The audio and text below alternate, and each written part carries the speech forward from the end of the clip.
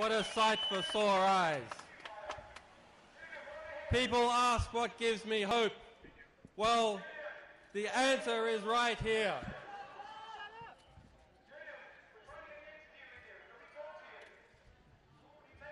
My God. 6 months ago, 185 days ago, I entered this building. It has become my home, my office, and my refuge. Thanks to the principled stance of the Ecuadorian government and the support of its people, I am safe in this embassy to speak to you.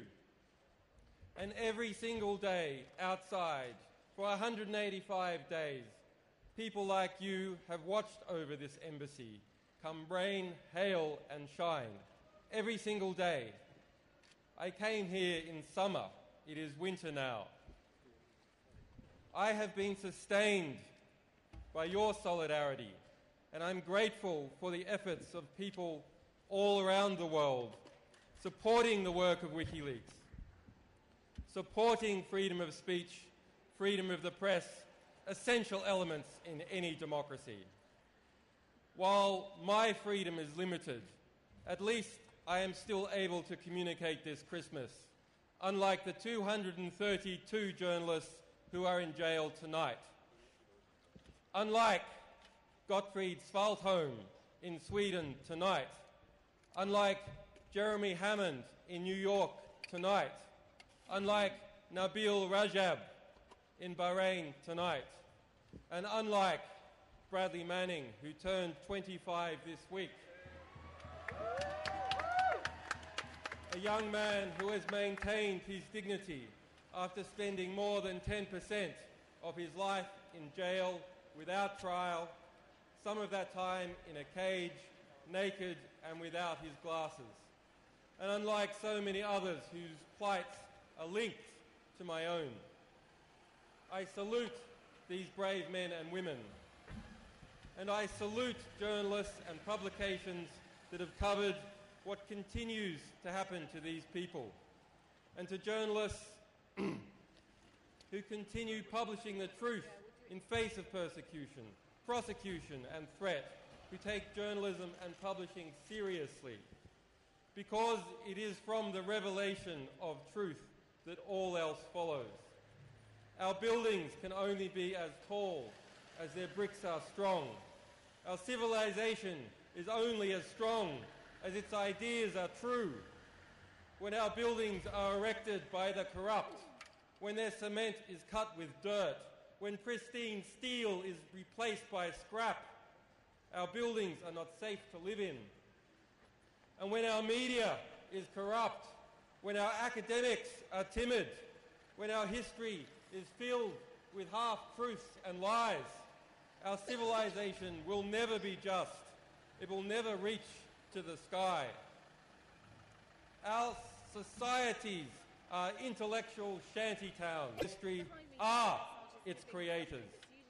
And for other journalists and publications, your work speaks for itself, and so do your war crimes. I salute those who recognise the freedom of the press and the public's right to tax.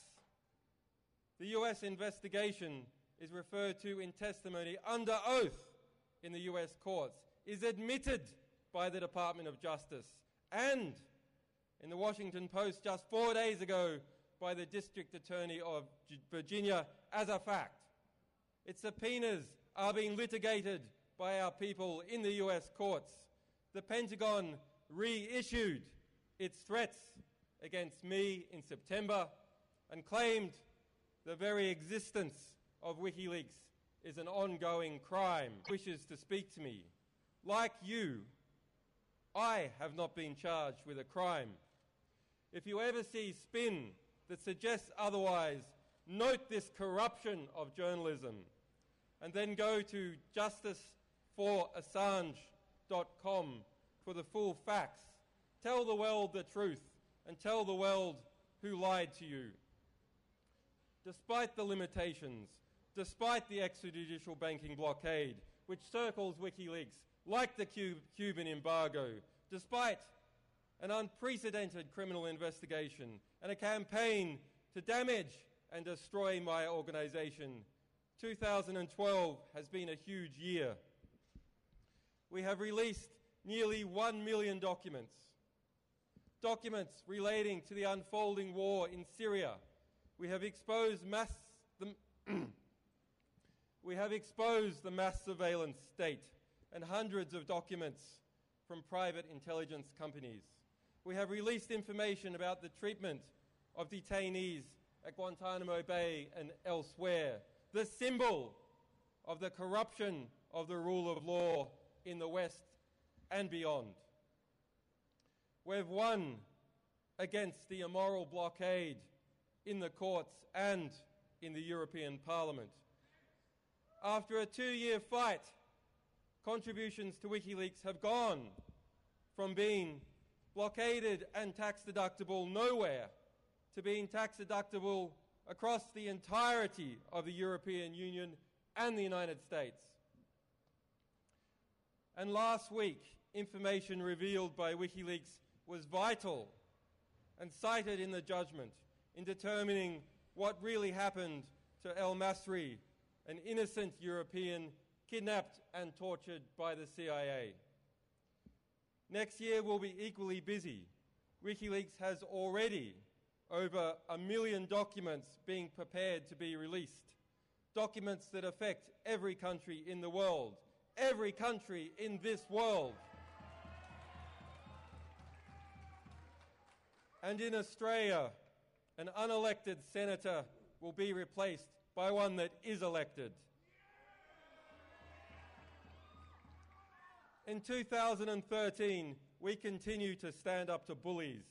The Ecuadorian government and the governments of Latin America have shown how cooperating through shared values can embolden governments to stand up to coercion and support self-determination.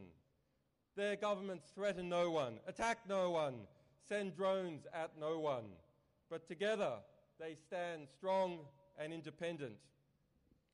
The tide calls of Washington power brokers for economic sanctions against Ecuador simply for defending my rights are misguided and wrong.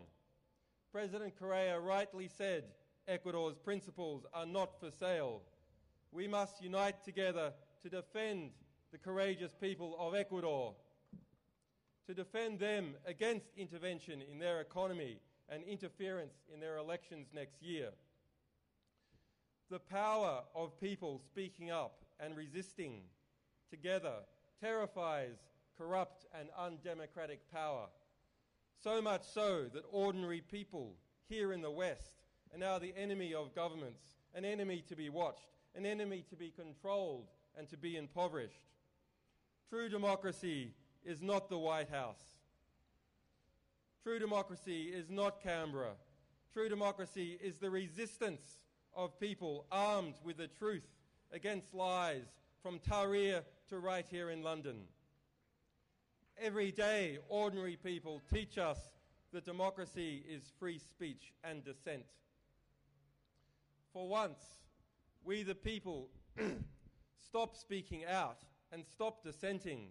Once we are distracted or pacified, once we turn away from each other, we are no longer free. For true democracy is the sum of our resistance. If you don't speak up, if you give up what is uniquely yours as a human being, if you surrender your consciousness, your independence, your sense of what is right and what is wrong, in other words, perhaps without knowing it, you become passive and controlled, unable to defend yourselves and those you love.